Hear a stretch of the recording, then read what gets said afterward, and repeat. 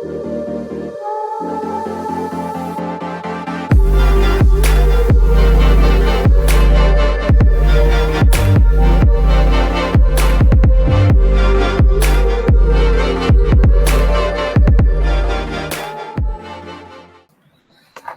yeah, so the topic is completely about mastering our personal finance. Uh, when I say mastering personal finance, that doesn't mean if you just follow these tips, you will be a Warren Buffett or a Rakesh Jhunjhunwala. That's not our main priority here. But our main priority is whatever the amount that we are getting, at least to have a greater use of it. So instead of without any mismanagement, if we properly have that management, we can make our lives comfortable. That is the most important motto of this particular session. Okay, so in today's session, so uh, we will check what are the expenses we have, what are the spending habits we have as a human. I'm not very specifying to someone. And the second point is about just giving you just like what actually your salary structure look like. And uh, this topic about the tax, so tax can be a little confusing for everyone, so just to give you an idea how the tax system works and what are the options that do we have and which tax structure is beneficial for us to save more money. Third, the most important thing, once you start earning, you will be bombarded with credit cards, loans, uh, different types of calls.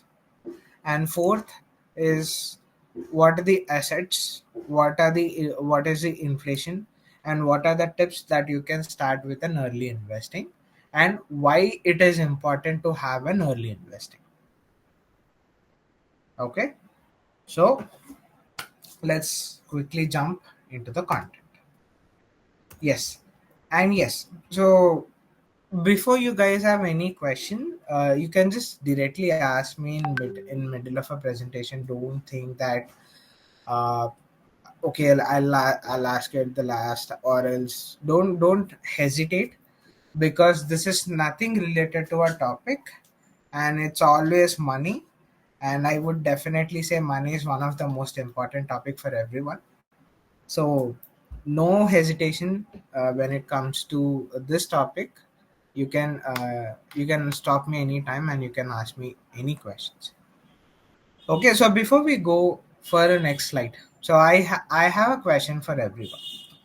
So when I say expenses, so what will be the expenses in your daily life? What do you think uh, the expenses that we will have in our daily lives? Guys, I need answers because I can't check the text. So yes, It's groceries, transportation, groceries. Yeah. electricity bill, Yes. Only these. Transport. Sorry, passport. Transport. Transport. Sorry. Okay. Okay. Transport. Yes. Food. Food. Groceries. Yes.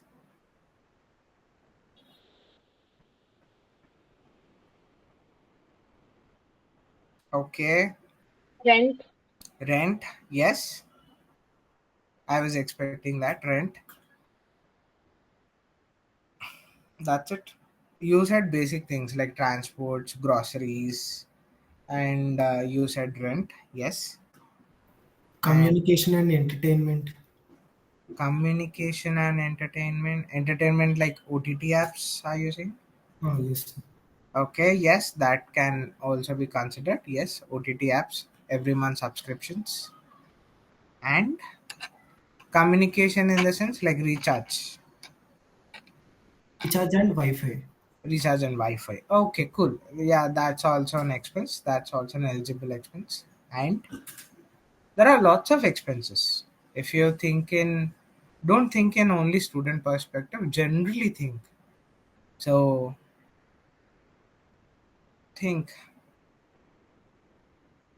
Okay. Family maintenance. Family maintenance. So it can be fees for you guys, or it can be TV, it can be dish, it can be antennas, and it can be home loans, EMIs.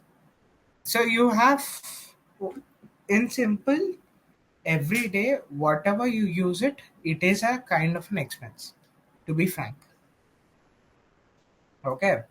So I'll just quickly show you what are the things we generally spend. So we spend on food, we spend on cars or transport that some people have said. So it can be for fuel, it can be for insurances, it can be for EMI, for food, for parties, weekends, takeaways, biryani parcels, or a friend birthday party.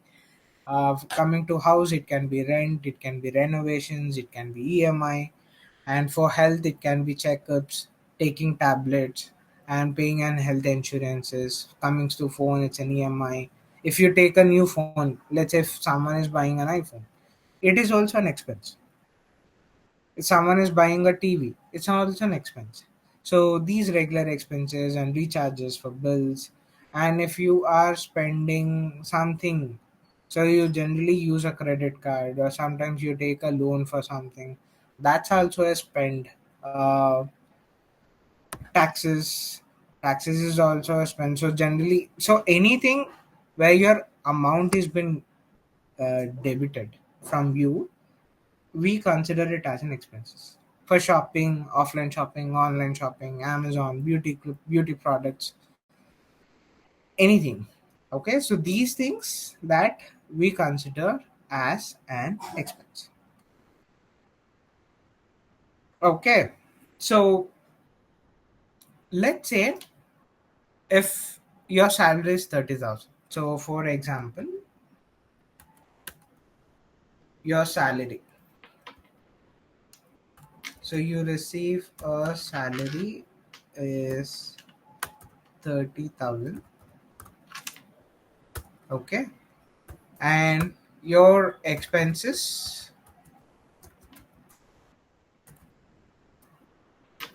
is also 30,000. So in this scenario, what will be your saving? Saving is always a zero, right? Because whatever the amount you are getting, your expenses are also 30,000. So in this scenario, where will be your saving? Where are the things that you can cut short? So these things, what we will discuss right now, like post this session, uh, is the things that we discuss where I'll try to show you where we can cut down the expenses and make it at least for 25,000, so that the remaining 5,000, whatever the remaining 5,000 you have it, will be a saving, and where it can be invested. So that will be our today's session.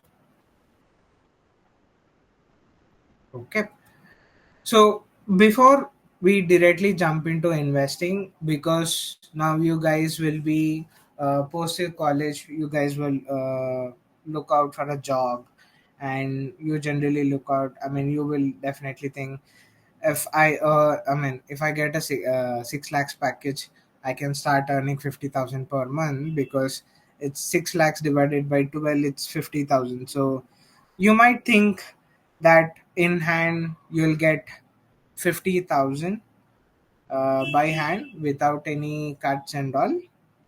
If you have that idea, I'm sorry guys, that's not it. So let's understand what actually a CTC and how your payslip looks like. Okay, so now, so coming to your CTC. So when they say your CTC is 6 lakh, So when they say your CTC is 6 lakh, your in hand salary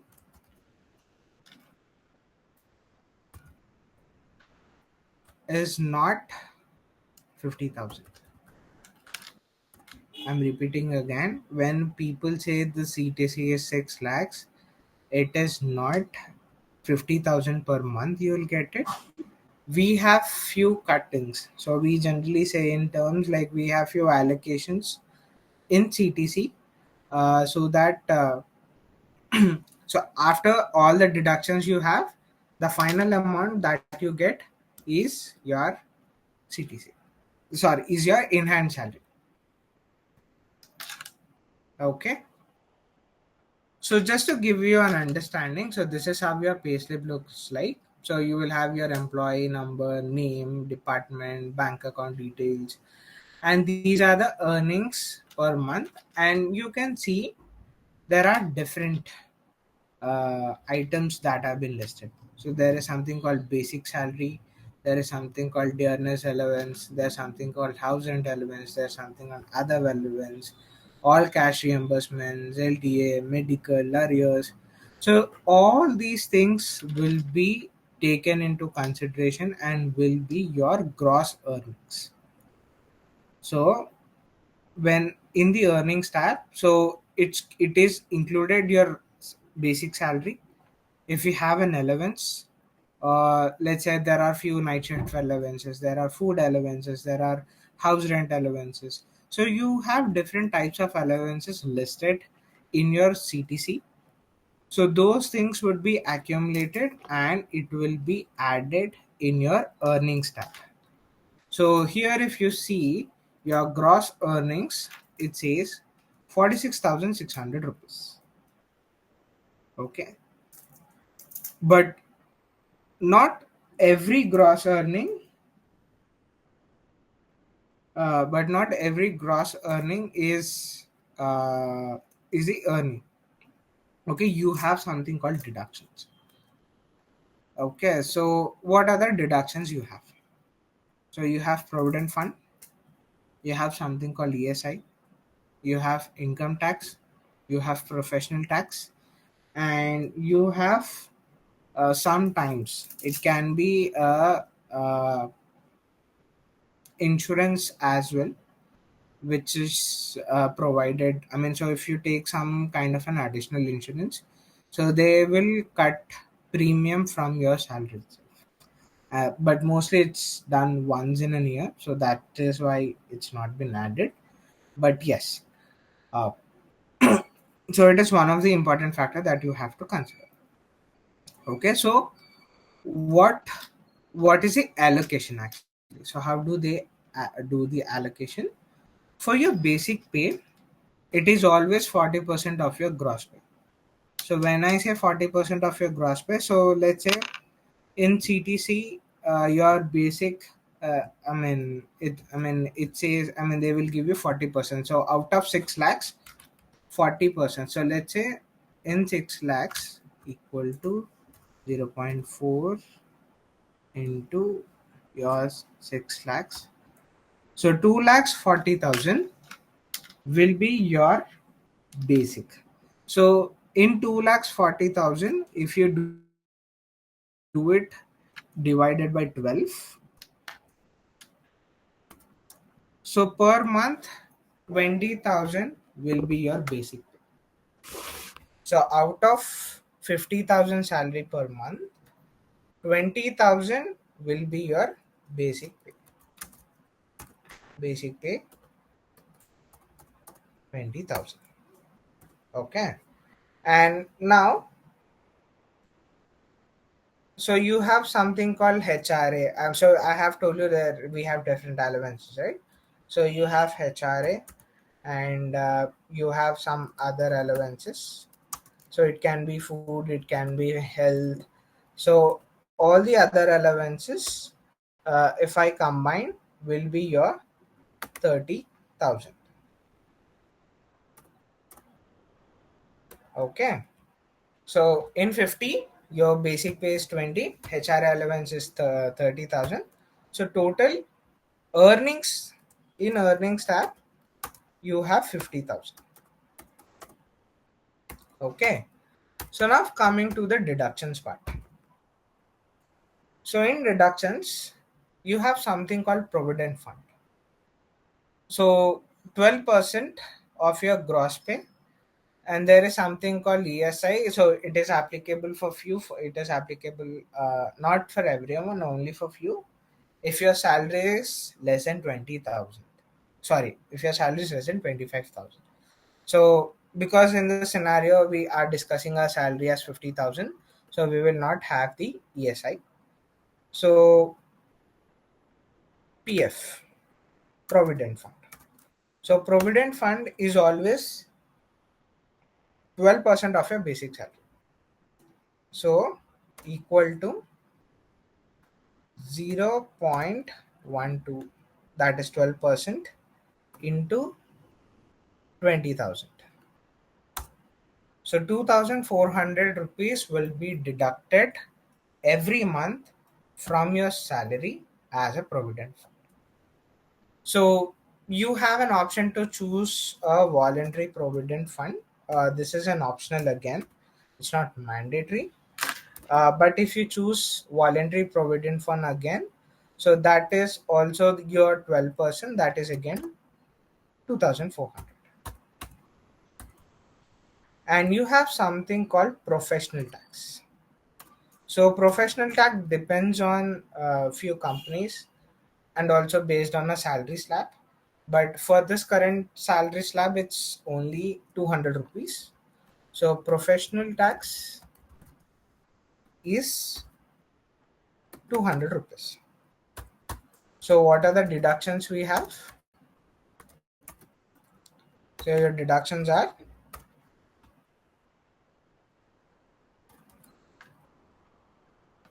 some of these things is 5,000. So in hand salary. So this is the final salary you get it. So your in hand salary is your earnings minus your deductions. So 45,000 per month is the amount you will get if your CTC is 6 lakhs. So I haven't considered income tax because I'll tell you. I mean, the reason why I haven't considered income tax is actually in the next slide. So I'll tell you why I'm not considering income tax in this particular in this particular calculation. Okay. So yes, quick pause. Any questions?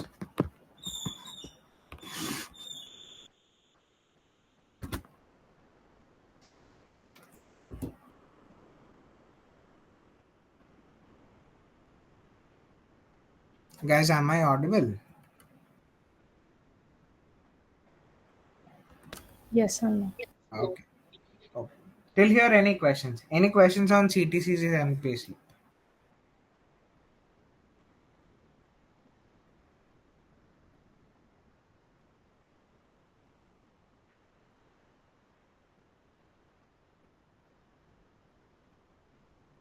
Okay. So I'll take it as no questions then.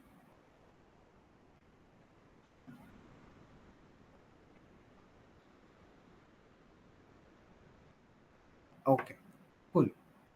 Moving on to the next slide. So understanding the tax. So you might have heard these terms mostly old tax regime, new tax regime, whenever our Nirmala Sitaraman, the finance minister, actually announced in a budget session. So, ever heard these terms, old tax regime, new tax regime? Never heard of these terms?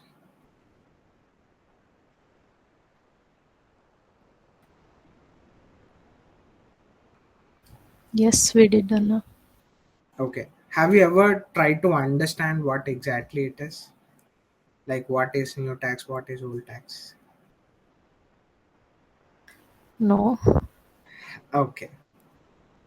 Okay, so let's start with this tax 101. It's very simple, guys. So you have so if you see there is something written as labs, and it mentions from 0 to 4 lakhs it's zero nil tax, 4 to 8 lakhs it's 5% tax, 8 to 12 lakhs is 10% tax, 12 to 16 lakh is 15% tax, 16 to 20 lakh if your salary range. So this is the salary or the earning age, earning slabs. If you have 16 lakh to 20 lakh rupees of range, you will you will be taxed as 20%, and above 24 lakh you have 30%. For 20 lakhs to 24 lakhs you have 25%. Similarly, you have something called old tax regime. Okay, so I'll just show you what is old tax regime.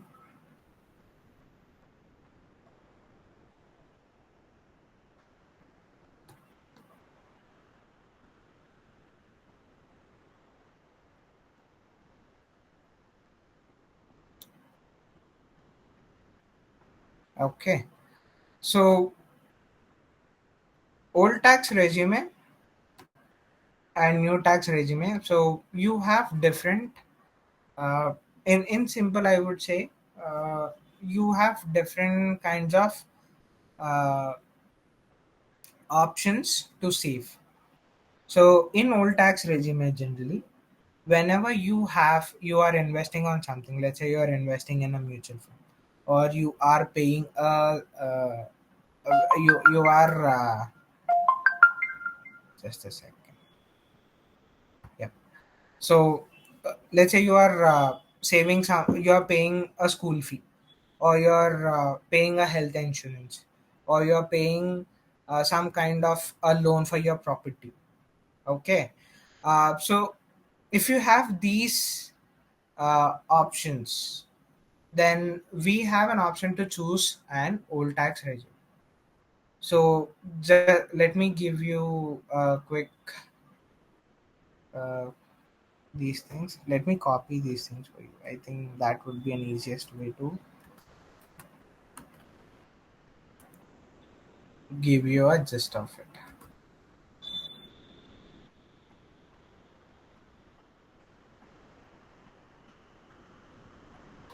Okay, so this is for new tax regime, and this is for old tax regime.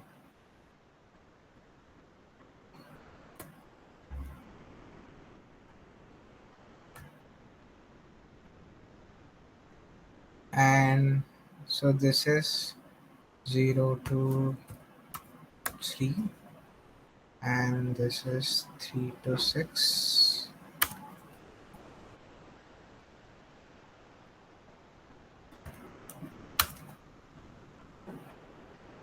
And you have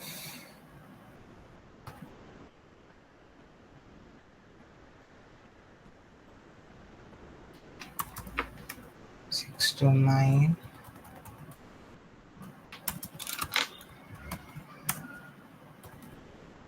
That is your 10%.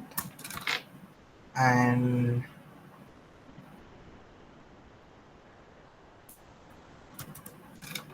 9 to 16. So let's assume this is your old tax regime and your new tax regime. Okay, so for old tax regime, so these are the slabs that we have, and for new tax regime, these are the slabs we have. Okay, uh, so if you choose your old tax regime, uh, let's say what's this?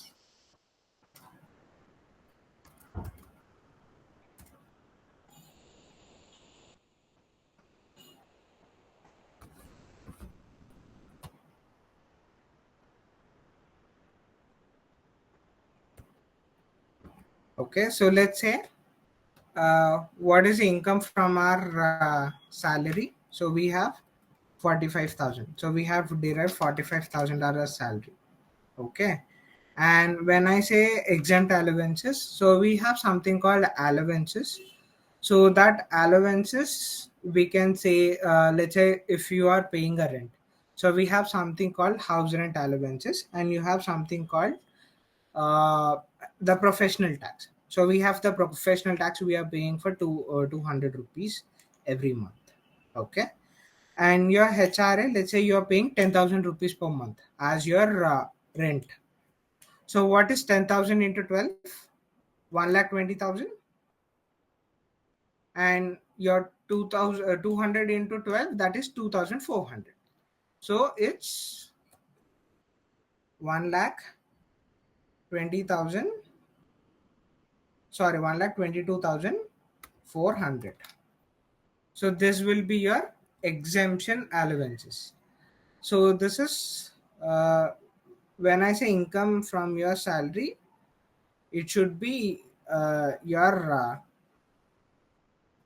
45,000 into 12.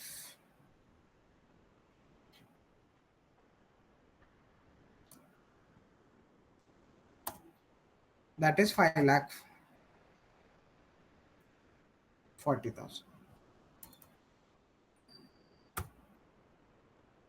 So when you do this calculation, right, it should be based on an year. It's not like you will do monthly wise. It should be your yearly calculation. Okay. So you will input few things. Let's say if you have a home, if you're paying some kind of an interest, you can input here. If you have any income from the interest, like if you're doing any kind of any other savings and all, or you're getting from interest and all, you can add it. If you have a digital assets like any digital gold and all, if you have, you can. Okay. And if you have any freelancing income, let's say you are doing some freelance, if you are doing small gigs and you're earning that income, that also you have to enter, or else you can keep it up blank. Okay. So this part, when I say this part, so these are the exceptions that we generally get in an old tax regime. In new tax regime, we don't have these options to opt it. Okay. So basic deductions, like if you are investing in some kind of a schemes like mutual funds, LIC and all, the maximum exemption is 1.5 lakhs. Let's say you are investing in some schemes and you have exhausted that 1.5 lakhs. Okay, so 1,50,000. And if you have a RD, recurring deposit, or fixed income fixed deposit, but this is not applicable for us. If you are doing a donations, you can enter that amount. If you are paying a medical insurance, per year it costs around 22 to 23,000. So I'm just keeping it as 23,000.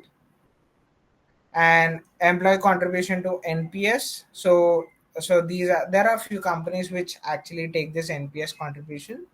So most probably it will be around 60,000 per year. Okay. And if you have any interest in housing loan and all, any other deductions and all.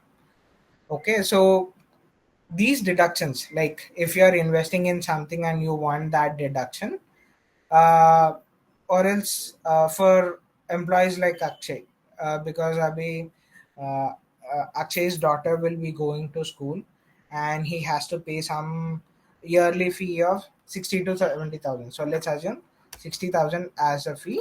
So you can enter that amount. The school fees, tuition fees can be entered here for for a child.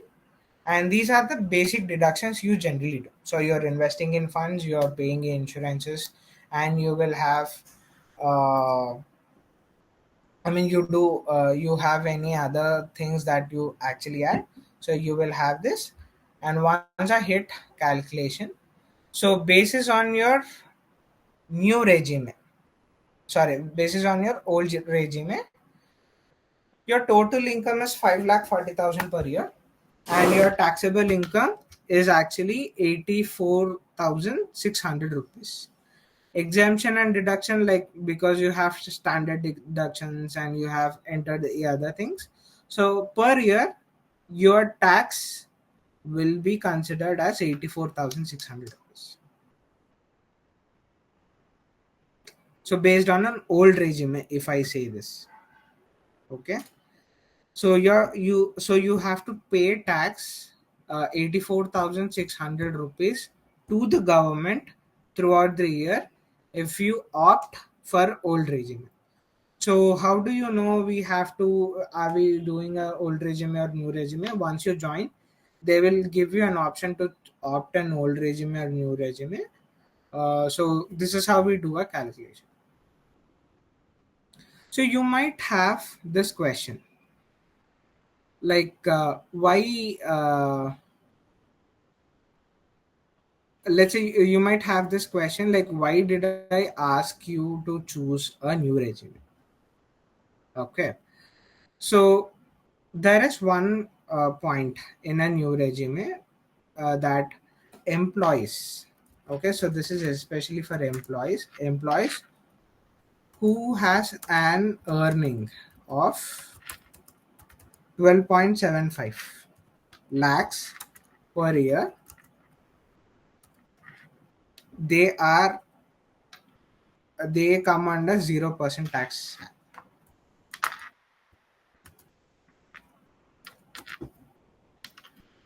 So the employees who are earning 12.75 lakhs per year will be considered under 0.0% tax slab under new regime.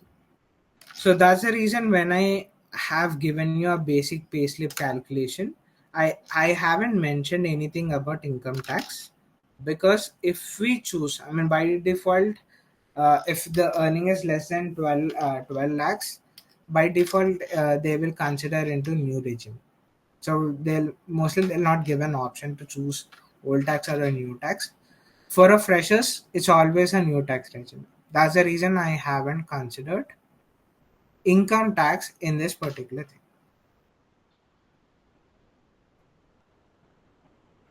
So this is how your tax will be checked. Okay. So let's say again, for example, if your income is more than 12.75 lakhs, for example, let's say your income is 13 lakhs. So how will be your tax get calculated? So let's say you are 13 lakhs. So based on new regime, I mean I'll just give you just like based on old tax regime, it's similar. The calculation is similar for new tax regime. So here it says, so this is 13 lakhs, right? So out of 13 lakhs, you have a basic deduction. I mean you have a basic thing. 0 to 3 lakhs is nil tax. So let's say till 3 lakhs. Okay. Till 3 lakhs, you will be have zero tax. From 3 to 6 lakhs. So what is the amount difference we have? 3 to 6 lakhs? That is 3 lakhs, right? So in 3 lakhs, you will be charged 5%. So let's say 3 lakhs into 0.05.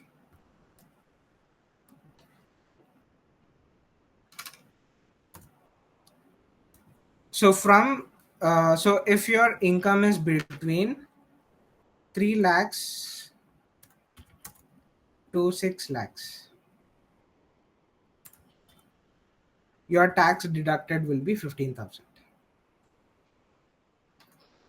If your income is more than 6 lakhs, let's say it's between uh, 8 lakhs. Okay. So if your income is 8 lakhs, then we will consider from 6, that is 7 and 8. So that difference is 2 lakhs, right? So 2 lakhs into 10%, that is 0.1.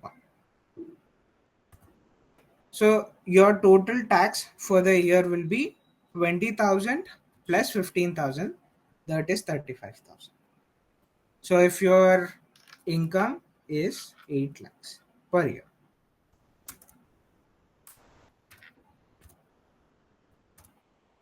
Okay. Yep. I know this is a little in deep mathematical topic, but yes. Any questions, guys, till here on this topic? I mean, did you understand what actually the old tax regime, what is a new tax regime, how the tax calculation is done? Yes, Anna. Okay. Others on the call, any questions?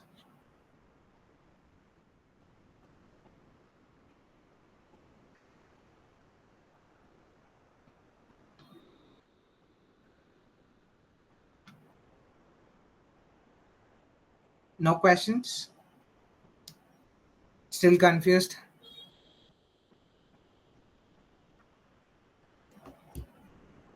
Okay, I'll give you a 1 minute to think of questions.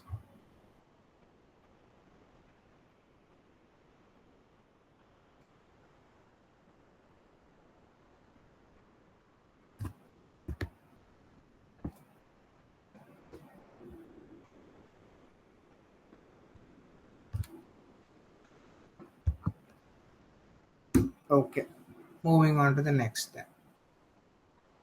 Okay, so you should have an understanding what is actually an asset and what is actually a liability. So asset is something which you have or it will be used. It can be used as a cash flow, or it will give you some kind of a thing. So let's say the most important thing, a house or a bond or a gold.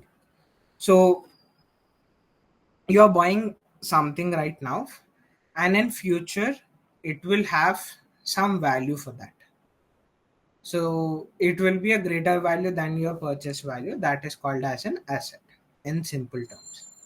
So let's say if you are buying a house today for 50 lakh rupees. So after few days your house would be costing 80 lakh rupees. So your value of that particular item has been increased. So those we consider it as an asset. Similarly, the opposite of asset is a liability. It means if you spend some money and afterward the amount or that value is getting depreciated, it's called as a liability.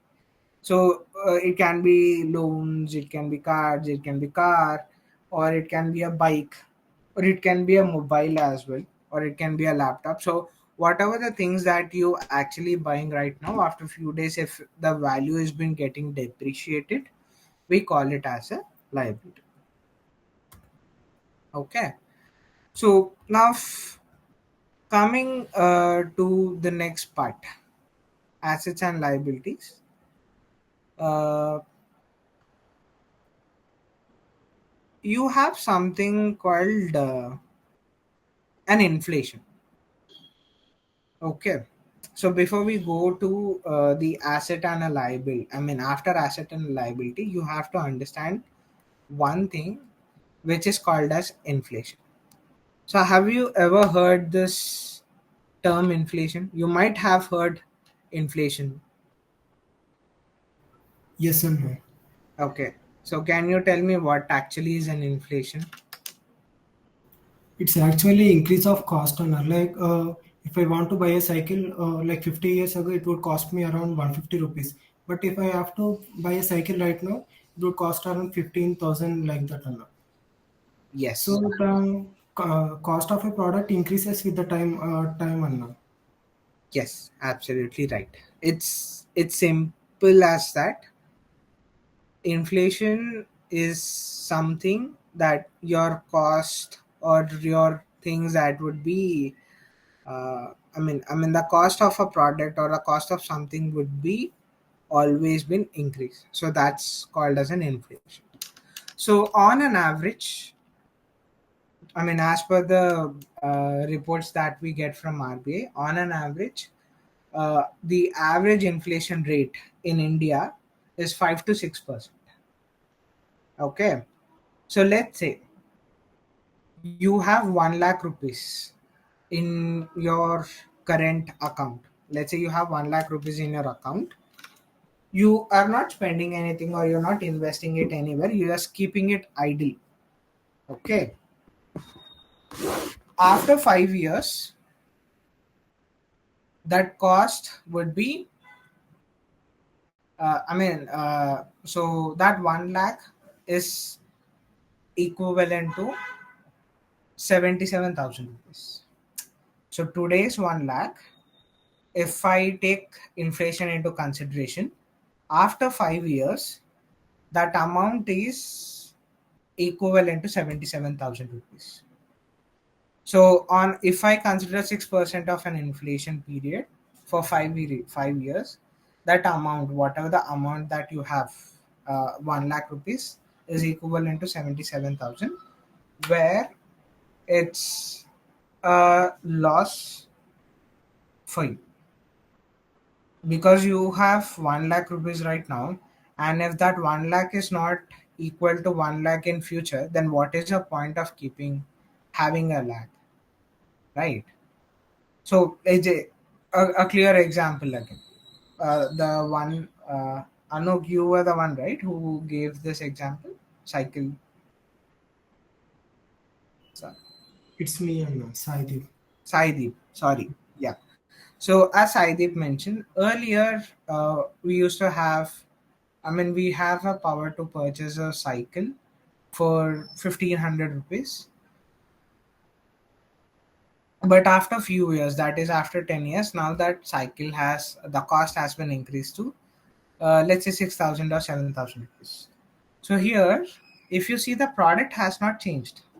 The product is same, but due to an inflation, increase in spare parts, material costs and all, the same cycle, it's been increased to 6,000 rupees. So it's almost like four times. 1,500 to 6,000 is almost four times of your product price. So whenever we consider an investing, it is most important to consider inflation as a factor.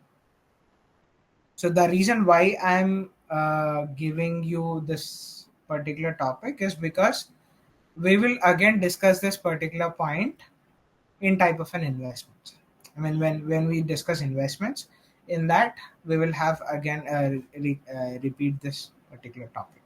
So I'm just giving you a gist what exactly inflation is. Yep. So before we start with an investing, this is where the most of the people get screwed. Sorry for my language, but this particular concept, loans or a credit card, is one particular thing where people are getting trapped and not able to invest or save for their family, and they are also getting in a debt and they're not able to clear it up. So now, why it is that much important to manage your credit card or a loan?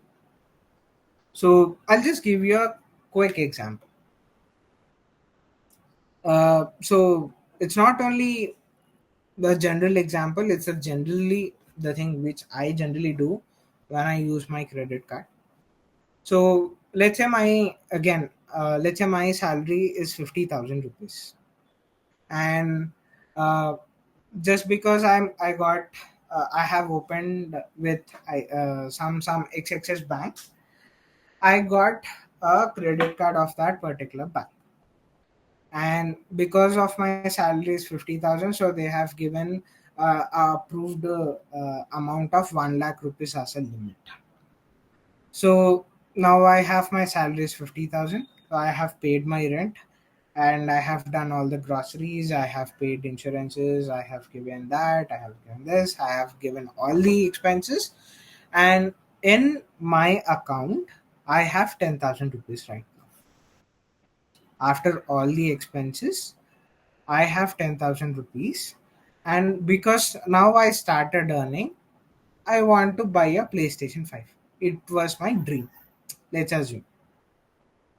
Okay, and now let's say the PlayStation is costing you 80,000 rupees, but in your account you have only 10,000 rupees. So generally, a person who newly got a credit card, what will he think? He'll just say, okay, I have a credit card and I have 1 lakh limit. So let's use that credit card. Anyways, I'll get anyways, I have an option. Once I get my salary, I can just pay it off. It's okay. Anyways, it will be come under loan. I can just pay it like kind of an EMI thing. So that's how usual general first time when I get a credit card, that will be my perspective. Okay.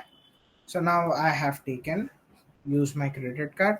I have made purchase of 80,000 rupees. Okay.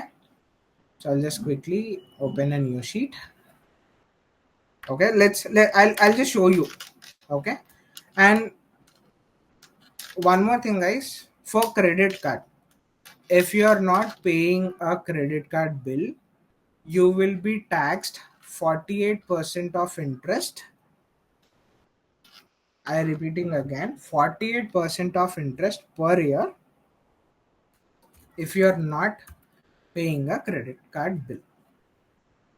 Okay, so if that's 48% per year, it's obviously equal to 48 divided by 12. That will be 4% per month. Okay, so this is, I'm just giving you, this is the interest rate of a credit card. Okay, now, so first month, I have 10,000 rupees. So let's say month payment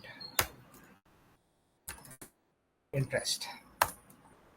Okay, so one, two.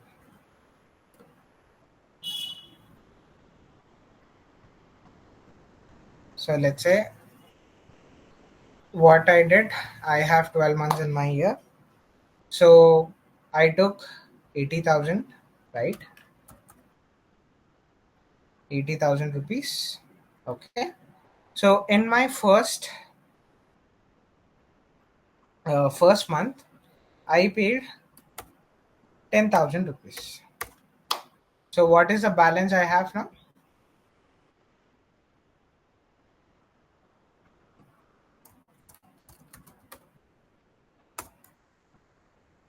Guys, can anyone say what is the balance out of 80?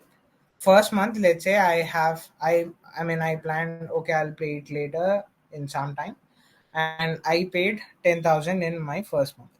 So what will be the remaining amount? 70? Yes? Yes, sir. Yes. Okay. So now how these companies charge, the credit card companies, because your remaining balance is 70,000 rupees, they charge 4% of the 70,000 rupees. So let's say equal to 70,000 into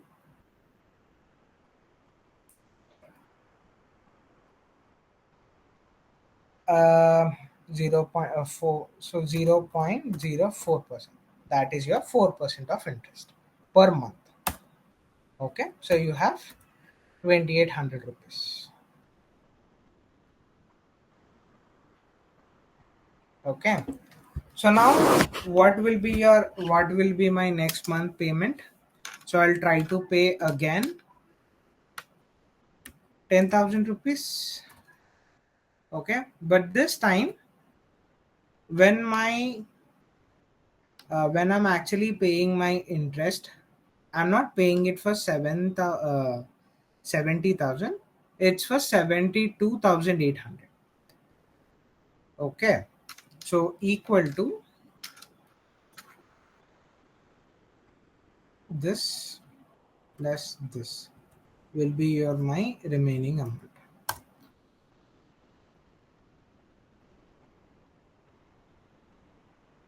Okay. So now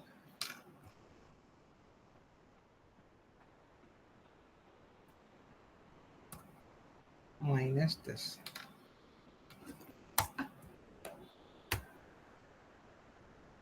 Okay. So let's say if I'm doing that,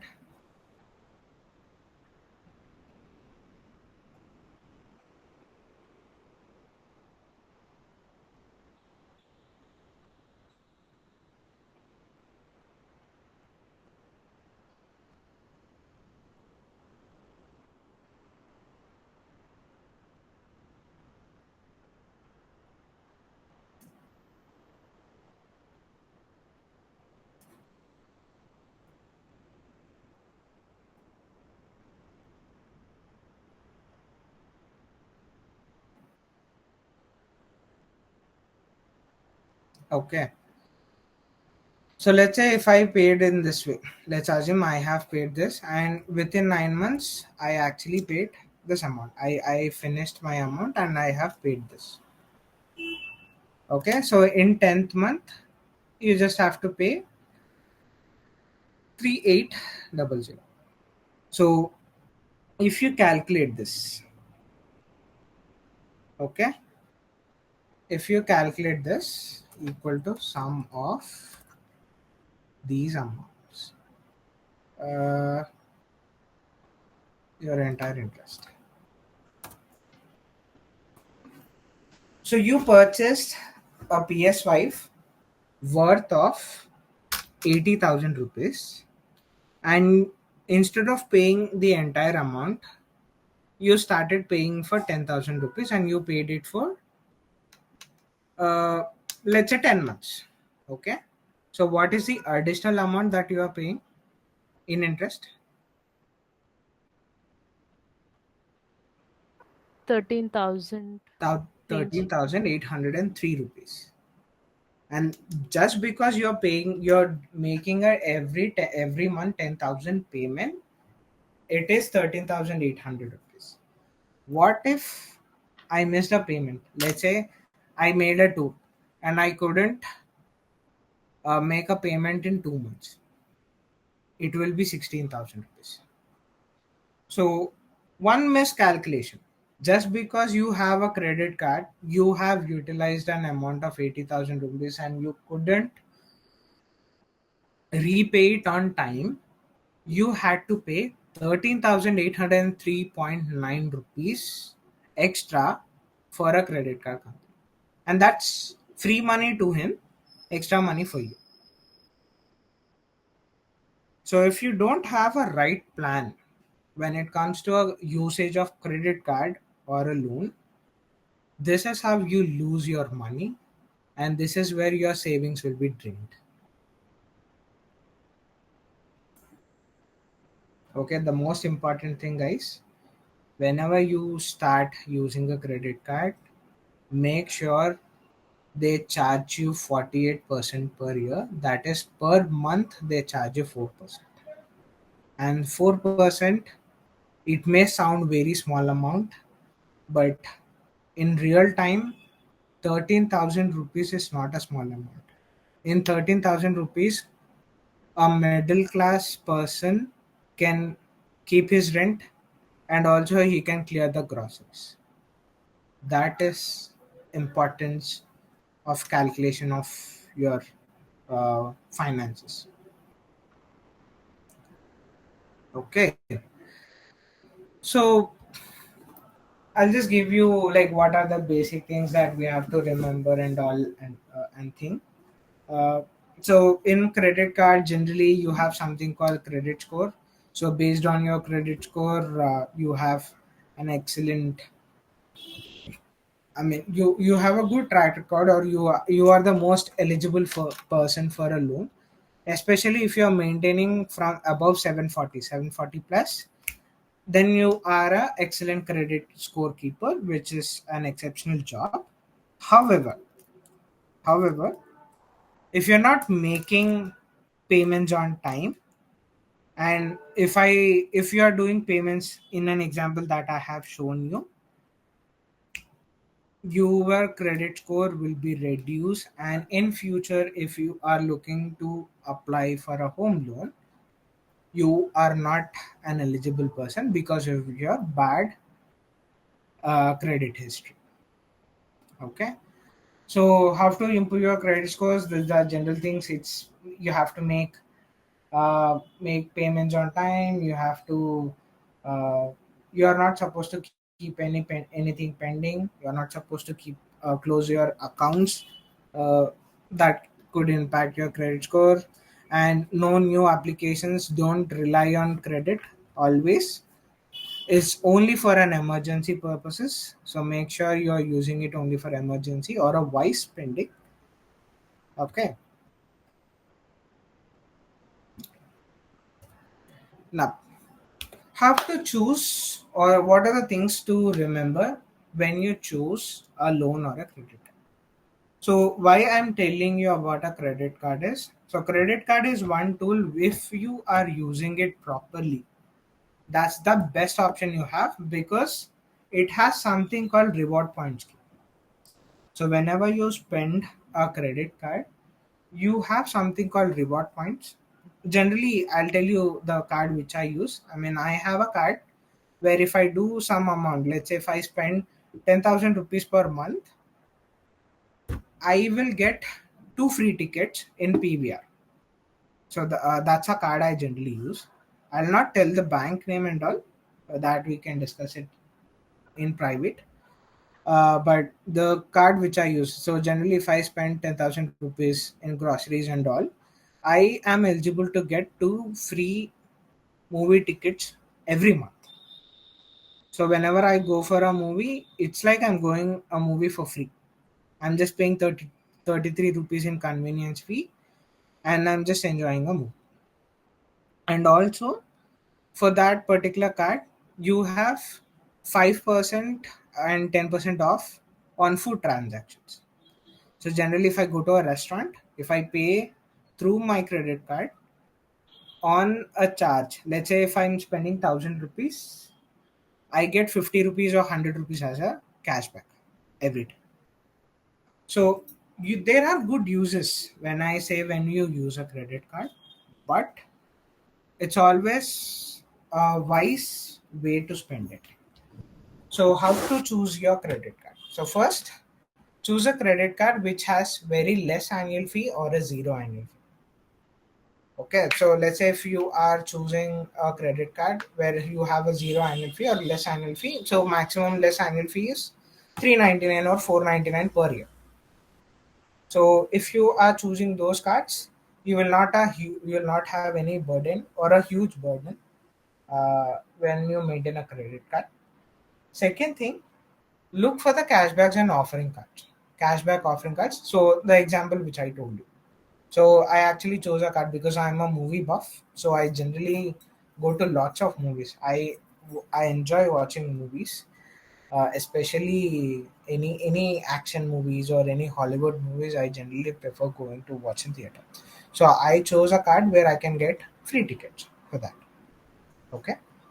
Monitor your spending to understand where your money goes and stays within your budget. So again, the example. If I say an example of the PS5 that we recently discussed. So because I didn't plan my saving correctly, I had to pay an 13,800 rupees extra for unnecessarily for a credit card company, for a bank. In specifically, you could say for a bank, I had to pay. What if I saved that extra 10,000 rupees, and if I have waited for 8 months, I could have bought that 80,000 PS5, or else I could have waited for an year. I could have accumulated 1,20,000 rupees. I would have paid through credit card, and I would have, let's say if I would have paid that 80,000 within 120. So I would have used 40,000, and because of the credit card spend you have something called reward points where you can get free movie tickets. So movie tickets and let's say 100 rupees extra, and you have few cash bags also. So 5%, at least a 5% is 50 rupees. Is not. I mean, it's a good amount for 1,000 rupees. If it's 50 rupees,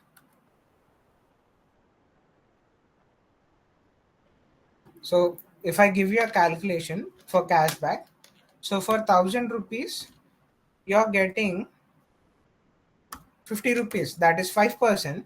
So for 80,000, you could have got equal to into 0.05.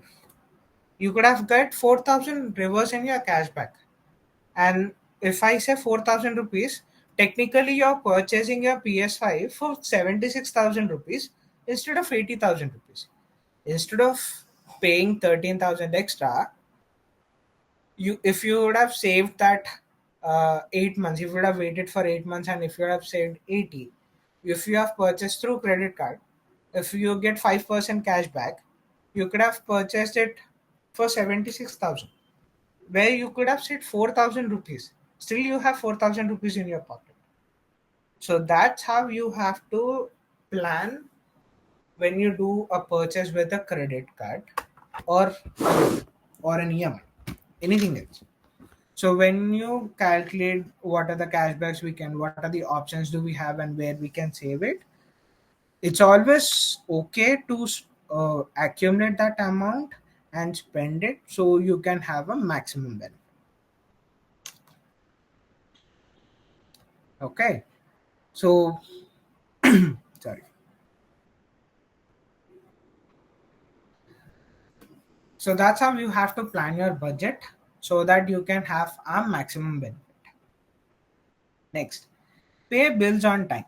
Avoid late fees and interest charges by paying your bills on time each month. So, as I mentioned, if you would have paid the bill on time, you couldn't have to pay that 13,000 extra. Okay. Always pay full. Make sure you don't pay any minimum balance. So, you have this concept called minimum balance in credit card. So if you pay 10,000, that is your minimum balance, the extra amount is getting charged for you. So that extra amount is costing you a lot. So to avoid such unnecessary charges, make sure you are paying full amount, so that you can have a great benefit in credit card or a loan. Always make sure you check your statements so that you can track your expense, and if you find unauthorized charges, or if they're billing you accurately, or if they're adding any other extra charges, make sure you have to check, because there are few cases where people charge you extra without billing you, and if you question that, they will remove those unnecessary or unauthorized charges. So this is the most important things that you have to remember when you try to use a credit card. First, look for a great offers or a cashback. Make sure you have a less annual fee, and make sure you have this discount benefits. Mostly in sales, you will see that for SBI cards or for ICICI cards, mostly you will have these discounts. So I'm not saying you have to check only these company cards. You can check for any other cards, and based on your spending, you can choose your card. Uh, you can choose your card wisely. Yep. So before we go to the last point or the last topic of this finance management session, any questions on this part?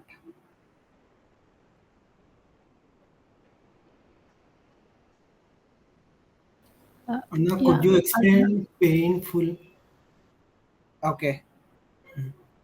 So when I say pay in full, so let's say if you are, I mean, let's say if you have utilized 30,000. Let's say you spent 30,000 and your billing date is you have to pay it by 12th of this month. Let's assume 12th of this month you have to pay 30,000 rupees. Make sure you pay that 30,000 rupees without any remaining balance. That's what I was trying to say. So pay in full in the sense whatever the amount you have spent through credit card, make sure within that billing cycle pay that amount. Don't keep any balance in credit to avoid interest. Okay. Yep. Yes. Someone has another question. Yeah. Is there any limit that we should have only these many credit cards, or we can have as many as we want? Yeah, you can have as many as you want. That's a great question. With that, I remember one point. So it's not mentioned anywhere that you have to limit your card or you have to keep only one card in two cards. It's not, there is no such limit. You can keep a number of cards. The only thing is make sure, I mean, you have to plan how you spend those cards. That's the only point. So I can give you an example because just because you're saying I mean I know a friend who actually used 6 credit cards. So he used a credit card one specifically for fuel because he goes for a long ride. So he uses fuel for one card. He has an Amazon card. He has a Flipkart card where he can get a maximum benefit. He has one neutral card, the general card, and he has a card which is specifically for Swiggy. So for Swiggy, if you do a purchase, you can get 10% off. And for fuel, there is a wave charger. I mean, so you'll not get any interest that has been added for that. And also you have a reward point system. So for every 1,000 points, I guess they will give you 200 rupees back. So once, I mean, so that person, what he does is, he goes to that bunking station. Let's say once he he actually took 10,000 rupees of petrol, and next time some 3,000 rupees of petrol he got it for free. So that's how he uses it. So it's like free petrol almost, because one time you use 10,000 rupees, second time he got 3,000 rupees of petrol for free. So that's how he actually managed it. And for Flipkart or for Amazon, so you have few specific cards.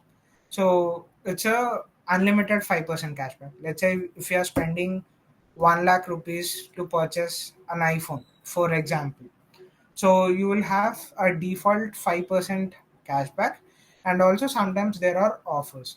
So he actually bought one of a phone. So it was for 1,20,000 rupees.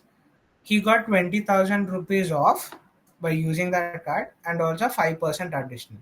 So out of 1 lakh, 5% is like 5,000. So he saved 1,20,000 for, I mean, the price for 1,20,000 phone, he purchased it for 95,000. So that's how he used it. So he almost saved 25,000 rupees there just for a phone. So you have different cards. I mean, you have very different cards, very different usages. It's all depends on how you use it. That's it.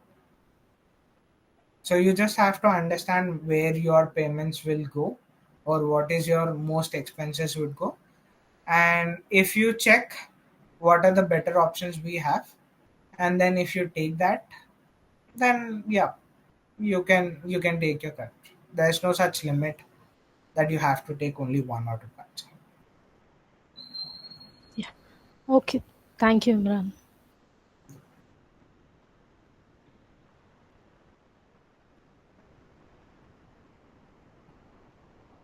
Yes.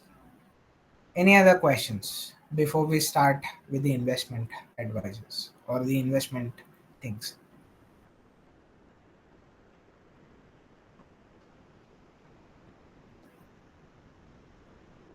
Okay, so there's one point, guys. where I actually forgot to add, but I'll just give you a gist because considering this, I mean, most of you are still in student life. So when you apply for a loan, I mean, when you actually check for a loan, so loans are such thing where you have to, I mean, so that's completely depend on your credit score. So if you're not, if you're trying to maintain that excellent score, always trying to uh, pay bills on time, loans on time, or credit card bills on time, or if you took an EMI from your credit card, and if you're paying that EMI on time, within time, so yeah, based on your credit score, the loans will be actually approved. And again, it depends on your salary slab and all. So you have different loan calculators. So you can just check, open a loan calculator. So mostly for a loan, I mean for a loan, for vehicle loans, it's 8 to 9% generally, and for home loans, it's 7 to 9%, and for personal loan, it's actually 13%, 10 to 13% generally. So these are the types of loans we generally, I mean, we generally check. But again, it all depends. So when you have a conversations with your bank, so generally if you try to apply for some loan, a personal loan or a vehicle loan or a home loan, you generally have to have a conversation with the bank. Make sure you are doing a conversation within a month, as with as many as possible, because once we have an inquiry, okay, let's say if you had an inquiry about a loan, your credit score will be dropped. Okay, so this I haven't mentioned in the slide, but once you start checking as an inquiry, like just to check your eligibility, so there is something called hard inquiry and soft inquiry. So once it will be considered as hard inquiry, and your credit score will be dropped. So to avoid huge drops, you better to have a conversation. And if you have a great credit score, you have a right to demand. So let's say if someone is offering you uh, a vehicle loan, I'll give my example. So I have uh, I have a good credit score. I would say the one of the best credit score. You can say in India, top 10% of the people have that amount of a score. I can't really reveal it because it comes under personal information. So I will not reveal what exactly the score is. But I would say I can stand in top 10% based on that credit score. I guess most of the people who manage that finance thing can be part of that score. So I actually took my two wheeler, and I had to. I mean, I paid a down payment of some 35,000, I guess, and the scooter was for 1,25,000. It's Honda Activa, and the remaining amount I actually went through a loan just because I want to improve my credit score. I mean, just to make sure that credit score doesn't get dropped. So in showroom, I had the three companies approached me. So one is ICICI, one is L&T Finance, and one is Kotak Mahindra Bank, and they offered me ICICI and Kotak Mahindra Bank offered me 11% of interest, and L&T Finance has offered me 7% of interest. Just because I demanded that I need a less interest rate, he gave me at 7%. And you won't believe, for 85,000, I just paid 4,000 interest. For 85,000 rupees, I paid only 4,000 interest just because of 7% interest. I mean, just because of that bargain and a good interest rate. So that is a most crucial thing to maintain a credit score, and to have a good credit score, so that you have that bargaining power and you can get loans for a cheaper price. Generally, if I consider for 10%, I would have paid 8,500 or 8,000 rupees in interest, but I just paid 4,000 change for 7%. So that is the most important thing. I mean, that is the most crucial thing to have a good credit score. Yep. So now coming to the investing part. So when I say investing, so investing is not always about uh, stocks or mutual funds. I mean, you might see ads or you might see people just say, "Arey, just invest in stocks. It's free money. Paisa chapte hai yahan pe." I guess mostly after the series Scam 1992, people have this misconception that everyone can be like Harshad Mehta. You just have to invest and you can be a billionaire and all. That's not it will. I mean, that's not how it gonna work. Based on experience, I'm telling it. That's not gonna work how it is. I'll tell you why. I mean, I'll tell you in detail. I mean, so that I'll cover it in the last.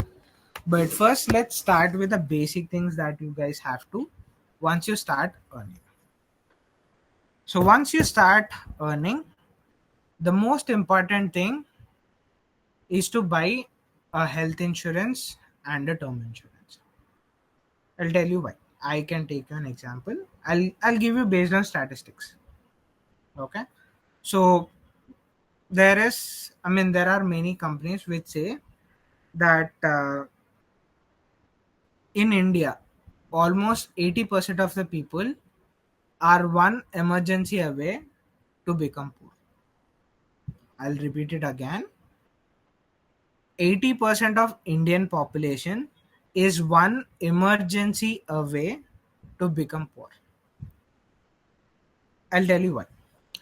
So let's say you have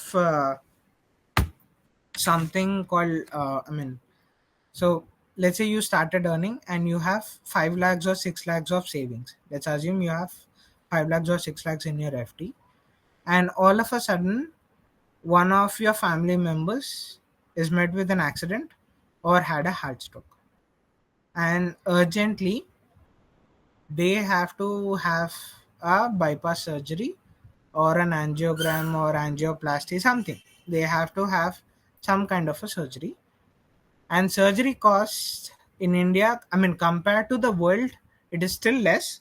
I'm not saying it's too huge or heavy, but still, with the 5 lakhs or 6 lakhs of saving, your savings will be drained because of the ICU charges, because of the health, because of the surgery cost, because of the equipment cost, because of the doctor fees. And if you go to a private hospitals, obviously your savings, whatever the savings that have been there, that will be drained. One emergency away to get more. To avoid such things, company will give you an insurance. So for your private, I mean, so I'm not saying that you have to take insurance for yourselves. As long as you are working for a company, you will be covered by the company, so that's not an issue. But mostly for your parents, that is your father or mother, and if you have a brother, a younger brother, you can take again. I mean, if it's near to his graduation and if it's part of a job, so it's not required. But for parents and for your siblings, if they're very young, it is important to have a health insurance. So your health insurance costs 20,000 or 30,000 rupees per year. You may not have an emergency every time, but it's always to be safe instead of having that huge uh, impact on your balances. And 30,000 a year is almost like you are supposed to pay like 2,500 rupees per month, which I would say a kind of an affordable thing compared to that 6 lakhs or 10 lakhs of surgery cost. So always make sure first you have a health insurance, and also if you have, I mean, after taking an health insurance, and if you have still some amount remaining, take a term insurance, take a coverage of 1 crore or 2 crores, which starts 700 rupees per month. So you have, I mean, in details, if you want what exactly a term insurance is, or in if you want what is the exact thing, what are the different options. So you have different videos in YouTube. You have different channels who explain about term insurance, what exactly it is. So these health insurances and term insurances, which is the best one, that you guys have to decide based on your, uh, I mean, convenience, I would say. Okay. Always look for a term insurance where you have settlement in some years. Let's say by 60 or by 50, you can have a settlement. Let's say if you pay till 50 years, you can get 1 crore surplus or 2 crore surplus of amount. So that is, I mean, if you see those kind of an insurances where it is giving you a settlement within 50 or within 60, where it's exact your retirement age, look for those kind of an insurance plan. Okay. So after having your health insurance and term insurances, you have to start create an emergency fund. So now what is an emergency fund? So emergency fund, in simple, I would say, you have to have some kind of a saving before you invest in some other options. Main thing is you should have something in your saving, and you should have, or you should equip with an insurance, so that those savings are not getting impacted. So what are the options that you have? So generally here your parents can help you because they generally do it. So there is something called recurring deposit and fixed deposits, where your parents used as one of the primary saving options. So you can start from 1,000 rupees as a recurring deposit. So recurring deposit is like every month you have to uh, add some amount, and after a few years, based on the accumulated amount, they will add you some interest and they will give you, let's say, if it's 6%, so for 1,000 rupees you get for 1,000 rupees you get 60 rupees for 15 months. If it's 6% interest, if you, let's say for example, if you are collecting 1,000 rupees in 15 months, you will get 60 rupees as an interest.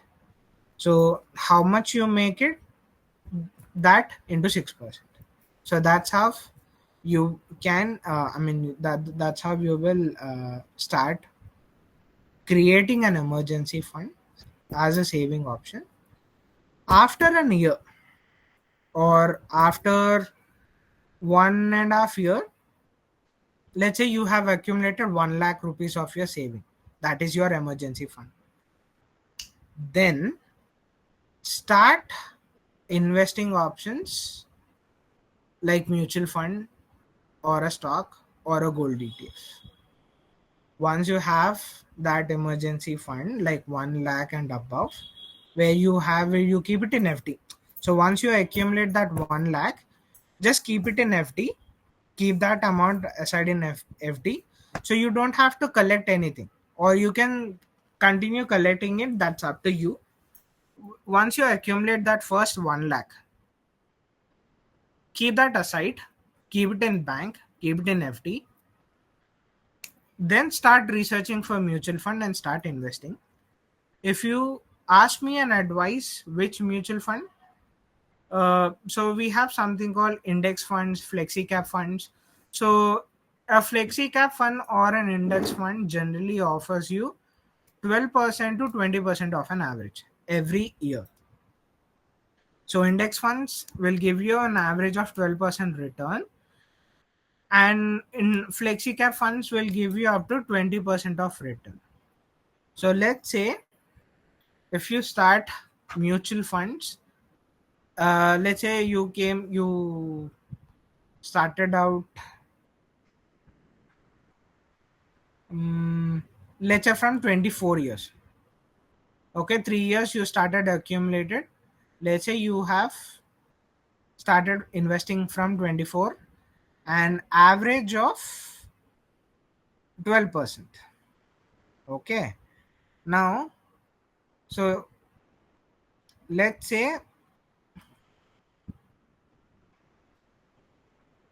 so this is called SIP calculator.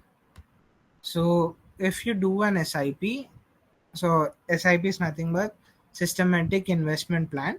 So every month you start adding a realistic amount, let's say 3000 for example, and you started investing in 24, let's assume 25, and you have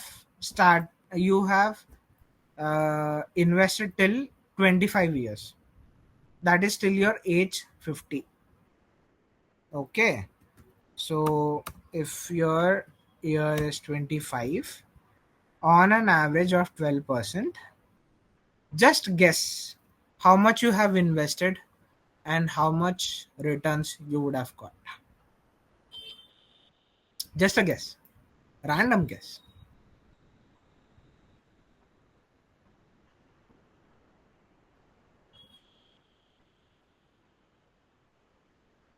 Team, this question is for everyone. Just give a random guess. How much you would have invested and how much you think you could get in returns.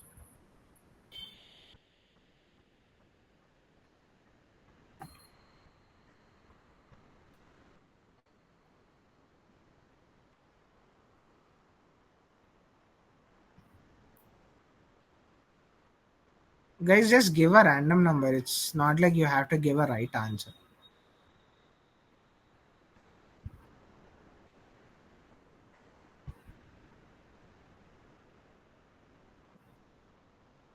Okay. Okay. So your invested amount is 9 lakhs and your returns would be 42 lakhs. You just have to do 3000 per month, and you just have to continue it for 25 years without any interruption. Your invested amount will be 9 lakhs and your returns would be 42 lakhs if that fund gives average of 12%. And this is the least I've taken. I've not taken 20% into consideration, because sometimes the market is up, sometimes the market is low. So the average overall years is always 12%.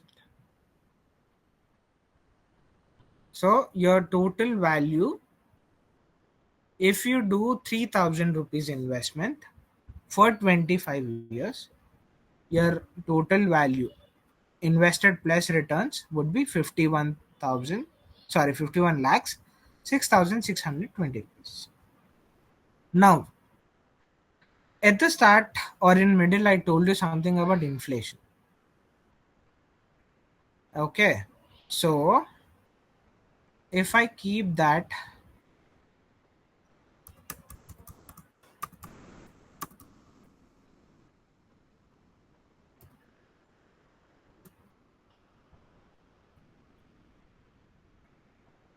$51 lakh, so this is 51,000, 5 lakh, so this is 51 lakh. So this 51 lakh will reduced, so 51 minus 17 lakhs, so that is like approx 34 lakhs. So if I adjust inflation adjusted amount in hand, you will have 34 lakhs just by saving 3000 rupees per month. Only 3,000. And also you have something called FD.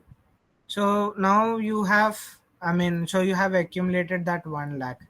So let's add that for 25 years.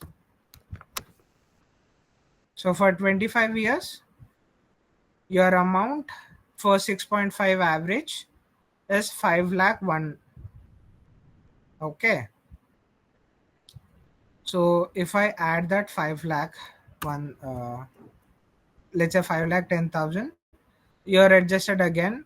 So on an average, so if you invested 10 lakhs, 9 lakhs in mutual fund and 1 lakh in FD, after 25 years, your 10 lakh would have become 37 or 38 lakhs rupees. You didn't do anything. You haven't worked anything. You just saved 3,000 rupees per month in mutual fund and 1 lakh accumulated just in FD, your emergency fund. You could have earned 38 lakhs rupees. So that is a power of investing. That is a power of compounding. And I'm not saying that you have to do only 3,000. You can do much more.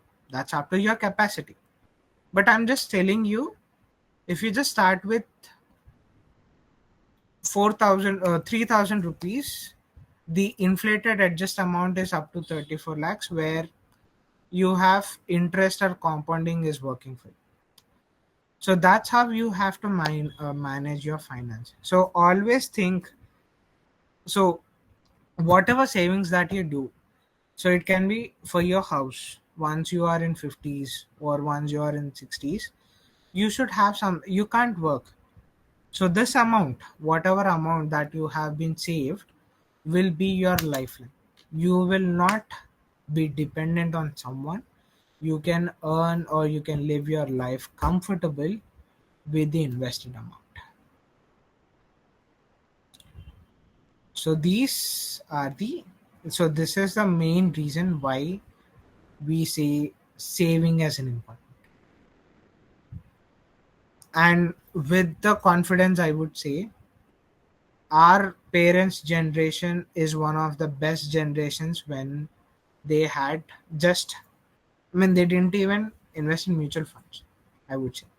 They just saved in FDs and RDs and they comfortably lived their life, and they made sure we have a proper education, just maintaining a proper financial. Right now, a person who's earning 1 lakh rupees is getting struggle to maintain his finance, but a parent who earned 8,000 rupees or 10,000 rupees per month has actually, what do you say, had actually managed to give a proper education, that too in an engineering background. So that is how the most important thing, where we start investing, so that in future, if there is anything that we need, that saving will actually help, that compounding interest will actually help. So where to start, how to start, which mutual funds, that is up to you. You have lots of options. Go through YouTube, check different channels, check different things, understand what exactly the risks and all. Once you understand it, and again, if you have any questions, you can reach out to me, you can reach out to Akshay, you can reach out to uh, Sirish, or you can reach out to Saide, anyone, any executive body, you can reach out to any one of us. We can help you, we can guide you. It's not that you guys have to do your own work, but it's always better to understand, and then you work accordingly. Yep. So, yep, before we close, any questions? Any questions for me?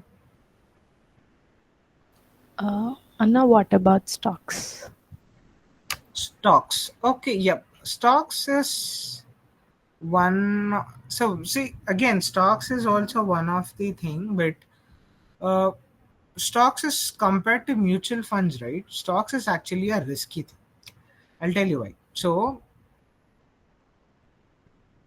let's say, I mean, there are companies. Okay, it's better I give you example. Wait.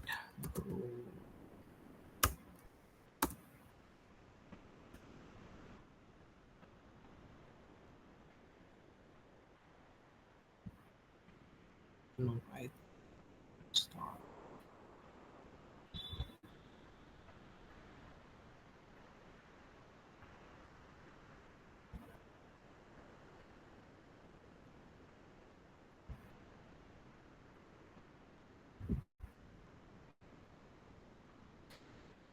Okay, wait. I can give you an example.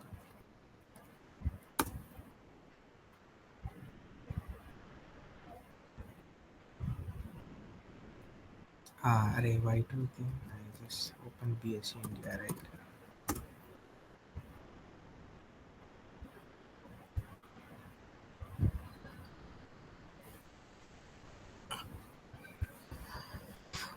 See, so you must already know. So there is something called BSc, Bombay Stock Exchange, NSE, National Stock Exchange. So you might have these a lot. These things a lot. Okay. So generally, this is called indices or indexes, where you have an option to invest in stocks and all. So if I take one of a stock, let's say. mm,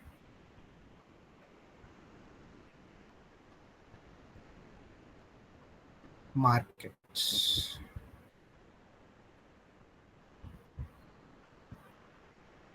And real Jubiling, Cyber Media, BSC 500.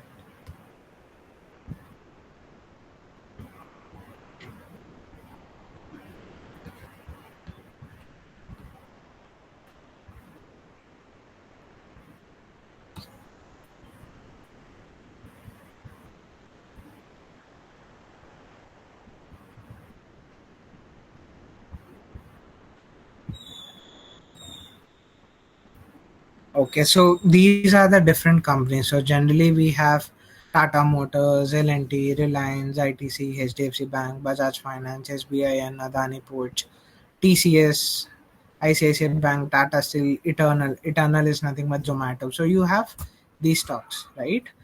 So let's say if you search for Tata Motors, let's say if you are assuming Tata Motors, so there is something called 52-week high and 52-week low.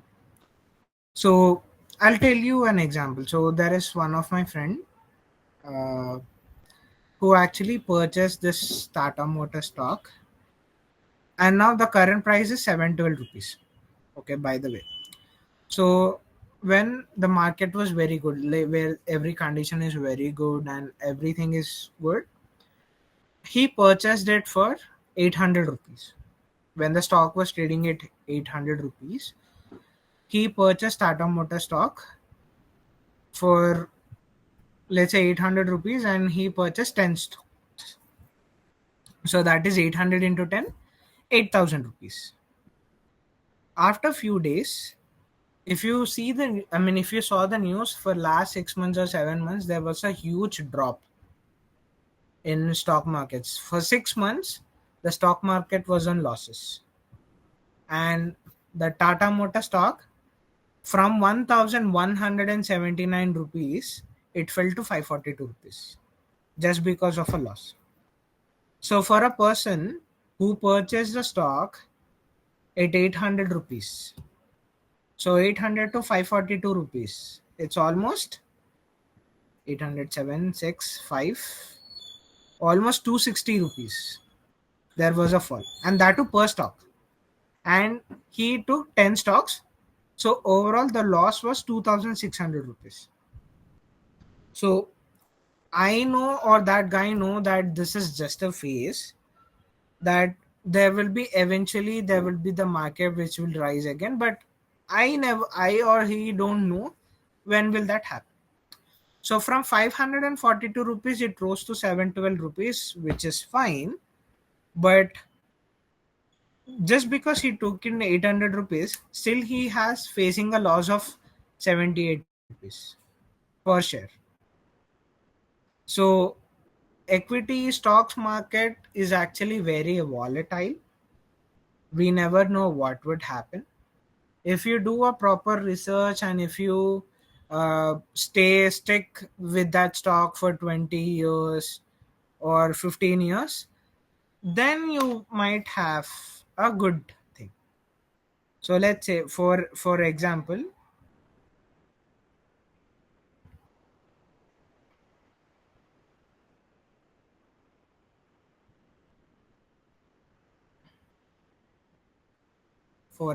so let's say this is your Tata Motor stock. Okay, so if you have purchased it in uh, where is this?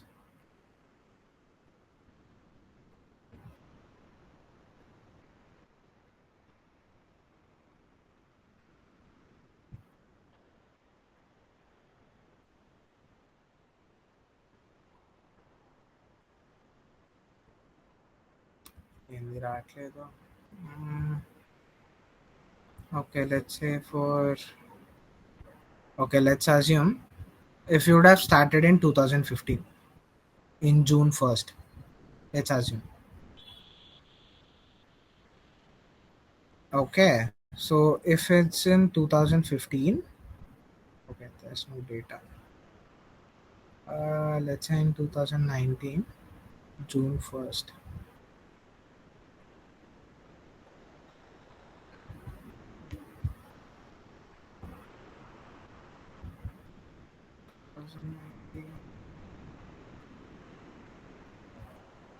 June 1st to till like yesterday. If you submit, if you see in 2020, the stock price was 160 rupees. Can you see the price 160 rupees? Yes. Okay. Now, if it was invested, I mean, in the earlier stages, if you Hmm. would have invested in 2019, I'm saying in 2019, June, it is 154 rupees. Now the current value is around like 712 rupees. If you would have purchased, and if you would have, so you had two falls in this two within, I mean, in COVID, you had a huge fall. So if you see in COVID, you can see the price has dropped till 67 rupees. Hmm. Okay, so if you would have been there, you could have, you know the risk, and you know that this would have a huge profit in next 10 years or next 15 years. If you hold it, then it's fine. I mean you can have stocks, but if you are looking for a short term, just you had one fall. And I mean, I gave an example of my friend who purchased it 800 rupees. If you think that I am still in loss, it is the worst investment I made, and this is the investment I might not have done it. I could have invested in something else. So you will have these kind of a thoughts when you are in losses. And believe me, first time investors, like once you start investing, and if you see a loss, you see that red color in your portfolio, I'm telling you, if I would have suggested this particular thing, and if you see in a losses, you'll definitely come to my home and scold me saying that because of you I'm in loss. So stock market is one option you can consider, but just because you're getting something for very cheap, let's say I'll tell you one more company. Wait, I actually save that name just for to show you. I just saved it. Just a second. mm, what is the name? Watch list. Shipping coin silver middle lifestyle. Yes.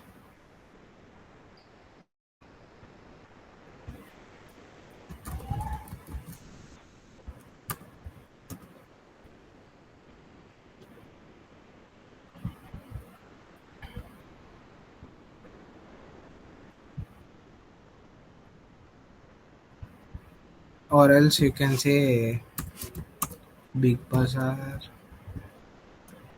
Big Bazaar is okay. You remember earlier we used to have big bazaars in America. Yes. Yeah. Hmm. So earlier we used to have a company called Big Bazaar in stock market, and it was trading at that time. I would say this was in 2018. I would say in 2018 that stock was trading at 132 rupees. Let's say you invested 100 shares. You accumulated 1 lakh somehow, and you invested 1 lakh in Big Bazaar. After few years, after COVID, actually, Big Bazaar went to losses, and that company has been closed. And the amount that you invested, 1 lakh, is into loss. You'll not get that amount back until or unless you trade it again. You sell those shares. If you think that yes, just now it's been in losses, uh, in few days it might again pick up. I mean, if you are in that thought and that company has been bankrupted, you are loss of 1 lakh rupees because you haven't sold those shares. So those things also happen. Mhm. Yeah. So stock market is one such thing where you have to be always knowledgeable. You have to be within updates. You have to understand what exactly it is, which company is making losses, is the company is doing any fraud, is there any changes within the company, that does the company in factory this, is there any losses, is there any accident happen. So you have to be very get update. So instead of initial days, I mean I'm not saying you are not do any stock trading. You can invest into stocks, but to have that peaceful mindset, it's better to have invested in mutual funds. I mean, my suggestion. Hmm. So once you get an idea about stocks, then that's up to you. You can do it. So once, I mean, so it took, I mean, to be frank, it took me 2.5 years to understand about stock market for me. So once I got a hang, then I started investing it.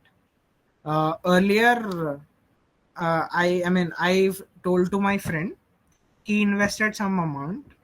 I mean, I'll tell you the amount also. So I made him invest 2 lakhs in the stock market, and in last 6 months, that 2 lakhs has become 1,40,000. Just imagine, his my friend who's work along with me, who sits beside me, and I had to listen to his swear words for 7 months just because I gave him a tip to invest. Now the markets got recovered and now he's in profits of plus 40,000. That's a different story. But earlier I had to listen to that scoldings, right? So that's how it is. So stock market is always a volatile thing. No one can predict what would happen. If someone, Israel and Iran are fighting, our stock market would lose. If Russia and Ukraine war has happening, Indian stock markets will have an effect. If someone yesterday plane crash incident, there was a huge impact in stock market. So we never know what will happen in the world. So it's always a safest option, a mutual fund option. Once you get a hang, then stock markets is your thing. That I. Yeah.